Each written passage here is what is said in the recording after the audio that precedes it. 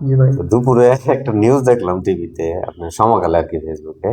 জি। এটা হইতেছে আপনার প্রাথমিক সহকারী শিক্ষক নিয়োগ, ডিভাইস সহ 48 জন আটক সমকালে, ভিডিও সহ। বিষয়টা নিউজটা কি আপনি দেখছেন? পুরোপুরি দেখি নাই, অল্প একটু দেখছি, যেটা কান থেকে বের করতেছে সেটা দেখছি। হুম। তো একটু বিজি ছিলাম সেই কারণে দেখতে পারি নাই।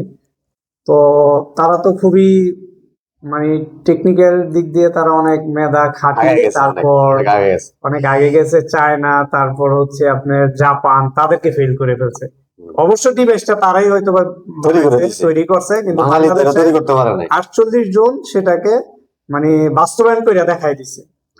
তো যেরকম চায়না কিছু মানে ফানির মধ্যে দেখাইছে এরকম করতে পারে হয়তো বা কিছু ইয়ার মধ্যে, কিন্তু বাস্তবায়ন করে নাই তারা।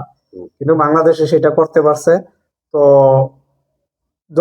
ধরা পড়ছে, সেটা কোনো ইস্যুতে ধরা পড়ছে, অনেক লোক দেখে হয়তো বা কেউ না, অনেকে বলে আপনার দিছে। কমেন্ট করতেছে যে ওদেরকে নোবেল দেওয়া দরকার। আর চিন্তা করেন, ওরা যদি না ধরতে পারতো, ওরা যদি শিক্ষক হয়ে যেত, তাহলে এই জাতির কি হইতো?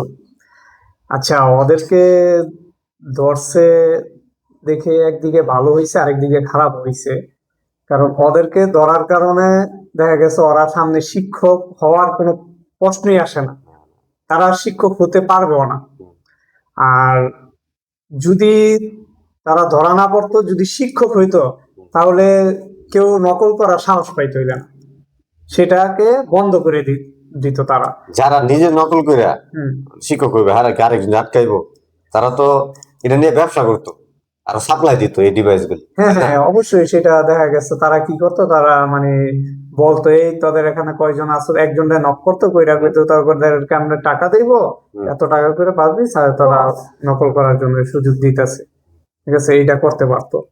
তো আসলে বোঝা যায় না, সেটা বোঝা যাবে ধরা পড়ছে যেহেতু, সেটা নিয়ে আমরা আর কিছু দরকার করার এখন দরকার ভাই, নেই। কিন্তু শিক্ষকটা যে ধরতে পারছে, যে এটা ধরতে পারছে, তাকে ধন্যবাদ। সে যে মানে জাতিকে সজাগ করে দিছে। নোবেলটা কারে দেওয়া উচিত ভাই, কোন থেকে? নোবেলটা দেওয়া উচিত যে শিক্ষক ধরতে পেরেছে তাই কিনা? তাকে। অনেকে কমেন্টে বলছে যে ওদের যত, মানে যারা এই ধরনের এই কাজে আটক হয়েছে 48 জন, তাদের সার্টিফিকেট বাতিল করা হোক। না, তাদেরকে সার্টিফিকেট বাতিল করলে তো তারা তো তাদের ভবিষ্যৎ অন্ধকার। অন্ধকার হয়ে যাবে। আমি মনে করব তাদেরকে একটা পানিশমেন্ট দিয়ে তাদেরকে একটা সুযোগ দেয়, হুম। যেহেতু এটা করছে, আর যেন ভবিষ্যতে এরকম না করে কেউ। সেই একটা মানে পানিশমেন্ট, আরেকটা কিন্তু বিষয় আপনি চিন্তা করেন তো, তার লাইফটা নষ্ট করার কারো অধিকার নেই। রেজাল ভাই, আরেকটা বিষয় আপনি একটু চিন্তা করেন যে বাংলাদেশে প্রায় 20 কোটি মানুষ, ঠিক আছে? তো 20 কোটি মানুষ কি সরকার তার চাকরি দিতে পারবো? সম্ভব? 20 কোটি মানুষের চাকরি তো সরকার দিতে পারবে না। হুম। যার যার যোগ্যতায় সে চাকরি নিতে পারে। হুম। কিন্তু আমাদের বাংলাদেশ হয়ে গেছে, যার যোগ্যতা আছে সে চাকরি চাকরি পায় না, আর যার যোগ্যতা নাই হুম। সে মামু খালু মানে এগুলা দিয়ে চাকরি নিয়ে নেয়।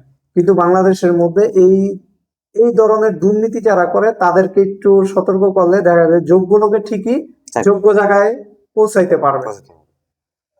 ঠিক আছে, এই বিষয়ে আমরা অনেক কথা বললাম। তো দর্শক যারা দেখবেন ভিডিওটা, আপনাদের কি মতামত, ওদের কি করা উচিত, ঠিক আছে, একটু জানান। নিউজটা দেখতে আপনি সমকালের ফেসবুক পেজ বা ইউটিউবে গেলে দেখতে পারবেন, আমরা একটা লিঙ্ক দিয়ে রাখবো ইনশাল্লাহ। তো সবাই সবার মতামত দিন।